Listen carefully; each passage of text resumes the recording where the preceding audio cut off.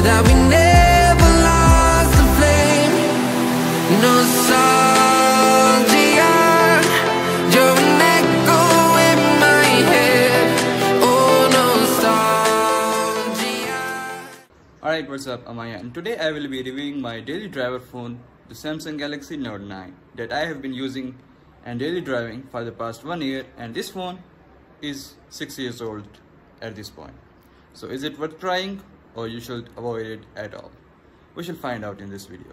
Okay, so first of all, let's talk about the body of this phone. This phone is like the glass metal sandwich. It has Gorilla Glass 5 on the front, Gorilla Glass 5 on the back, and some aluminium frame.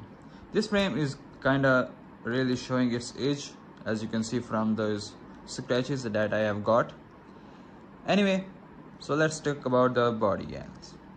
So on the back side of the phone we get two cameras, a sensor and a flashlight, and some fingerprint sensor. We got the Samsung logo and some information on the back of the phone. On the front we get this gorgeous 6.4 inches Samsung's AMOLED HDR10. It does not have dynamic AMOLED 2X or any 120Hz or 90Hz display. This is simply 60Hz Super AMOLED, and it does not certify with HDR10 plus. It is only HDR10. But still, it is really good for watching movies and such, and not good for gaming, as we need higher hertz for gaming. Okay, so here we have the LED indicator, which is very useful when you get notifications, calls or things like that. Especially charging, it shows red while charging and green when it is fully charged. Here we have the iris scanner, which was really great to unlock your phone, but does not work very properly, and I do not use it even. Here are other sensors for brightness and such. Here we have the earpiece, which pairs with the speaker on the downside of the phone and provides you a stereo speaker experience. Especially when gaming and movies, it is just really nice. I really love it. And for calls, it is also fairly loud. You can hear the calls really great and does not cause you any trouble. Here we have the front speaker. The front camera. We will talk about the cameras later on the phone. On the upside of the phone we have the SIM card tray. It is SIM, single SIM, hybrid SIM, and also an SD card reader. Very nice. We can use it single SIM and SD card, or you can use a dual SIM, whichever one you prefer. I do not use SD card anymore because this phone's storage is really great. I have this 512 model. It does not run out of space at all, and I have 8 GB of RAM. We will talk about it later. So on the downside of the phone we get the headphone jack, RIP, Type-C, some speakers, a microphone, and the stylus S Pen. S Pen is the identity of Note devices, and Note devices are now that. The S Pen is now available in all the Samsung S Ultra series, Ultra phones. They are the new Notes. Anyway, this Note is a legendary phone and I really love it, but I wish it really got the attention that it needed.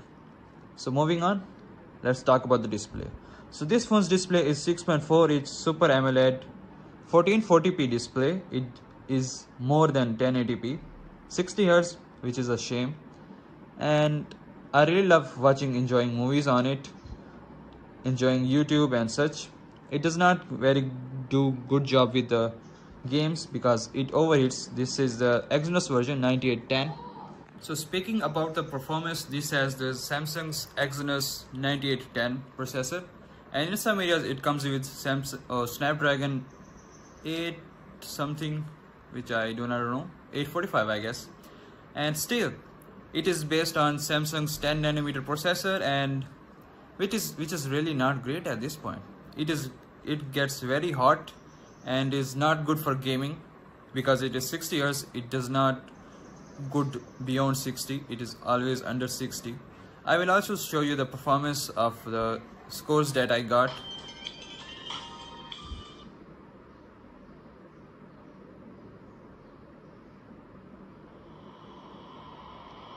Now this should give you the idea about, I don't want to rate it right now. Now this should give you the idea about the screen quality and the speakers, and also the performance of my phone.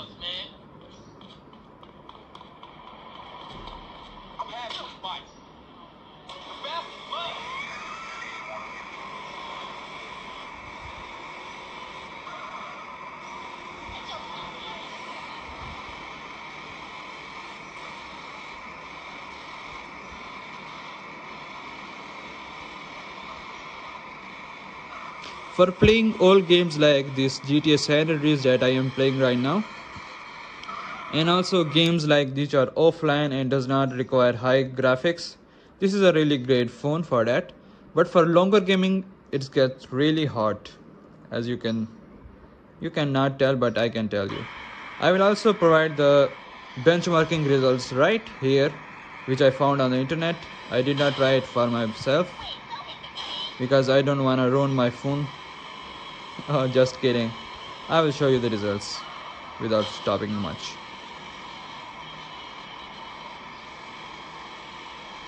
The speakers are really nice. I can hear everything, and I also enjoy movies and games. Anyway, let's move on. So on the software side, it came with Android 8 and now it is on Android 10 One UI version 2.5, which is really smooth considering this is a really old 6-year-old phone, but still it is really smooth for daily tasks. I mean, it does not slow down at all. It is really great, and this phone is specifically paired with 8 GB of RAM, and the storage is just never gets out of space. If you want to know what I have videos, it is just recordings that I do on my phone.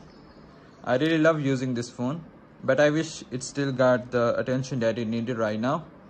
There are some custom ROMs that I can install, but I do not recommend such custom ROMs, not now, because those are really buggy and I really like it on Android 10. I want to use the stable version of it. So for stability, I have to use the Android 10. I cannot upgrade it much. I still got some custom ROMs that I can install. I wanted to install them, but those were really unstable, and I am using this phone as my daily driver. I do not recommend installing custom ROMs on daily drivers. So I have to use the phone as it is. So let's talk about the battery of this phone. So when it came out, it was like 4000 and it was a whole day battery, but now it's like a half of it. This one is kinda really old and it is only have 4000 mAh battery, as you can see right from here. I must show you. I must let you see. Okay, as you can see from the charge control app that I have installed on my phone, this is the battery capacity 4000 mAh, and now the current capacity is kinda really low. The estimated one is really low. It is half of the battery and I do not really like it at all. So I use charge control to keep my battery not gonna go higher than 85%, or else it starts to heat up. The battery is really not great and the software is really old. These are the two reasons that I really don't like about this phone. Otherwise, this is a really great device. I love using it for watching multimedia, movies, YouTube, Netflix, things like that. And for gaming, now I shall show you the results now. The second key right here which we have here is the BIXBY key, which I have remapped to open Samsung Notes. Double pressing on it opens up BIXBY settings, and long press on it opens up BIXBY, and single press opens up Samsung Notes. This is how I have remapped my BIXBY key. Now the last thing that I need to talk about this phone is the stylus. So this is the ordinary stylus that everyone is used to know. It can write things like that. You can take screenshots, write stuff on it, save notes whenever you want to, or just use it as it is. For example, when I put this on the phone and when I take it out, you get some options. I have removed some options. I have using the ones that I really like to use. This is the create do if I want to create a note.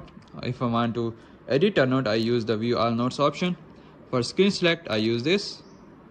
It just creates little animation. I can select whatever I want, some things like that. It takes that and extracts text, pin to screen, or do whatever you want. You can also save it, share it, or draw on it like this. I don't do that much. I used it only to extract text or take a small piece of screenshots. Also, there are some other options as well. The next one is the screen write option. You can take that, it takes a screenshot of the phone, and you can also smart select the phone's screen, or you can just simply remove stuff, hide like this. Yep, that is a spoiler. I wanna make a video on it on the next time. Also, you can do things like that. So talking about the S Pen, the S Pen's wireless capabilities are really well known. There is a button, as you can see right here, where the S Pen has a button, and it works like a charm, but looks like I have not connected it. I have to insert my S Pen on my phone and turn on the S Pen Air actions. Let's turn that off. I want to keep using the current S Pen. Now it is connecting to my S Pen. This might take a while. And the wireless capabilities of this pen is that you can use it as a remote shutter for taking pictures. If you're using a presentation, like using slides on my phone that I use as a student, that comes in really handy.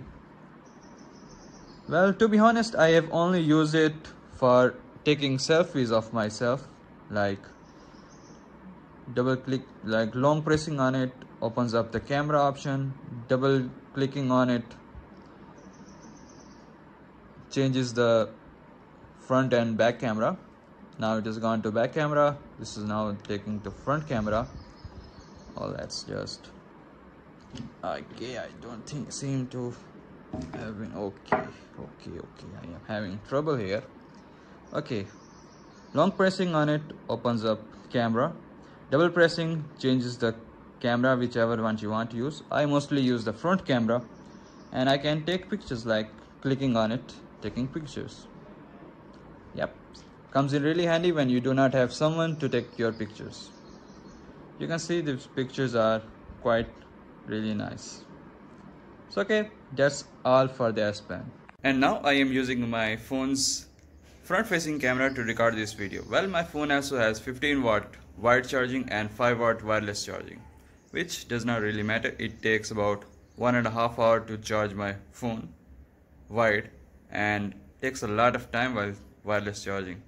I should think it takes overnight for me to charge on wireless.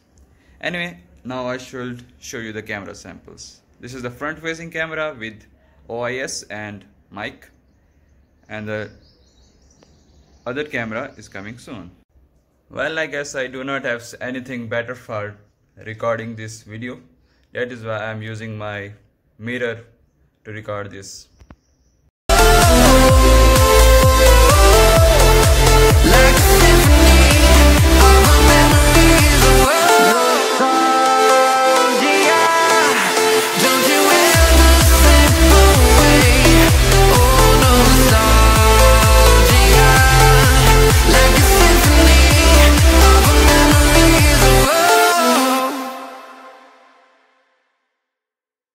So this is everything that you now know about my daily driver phone that I could show you right now.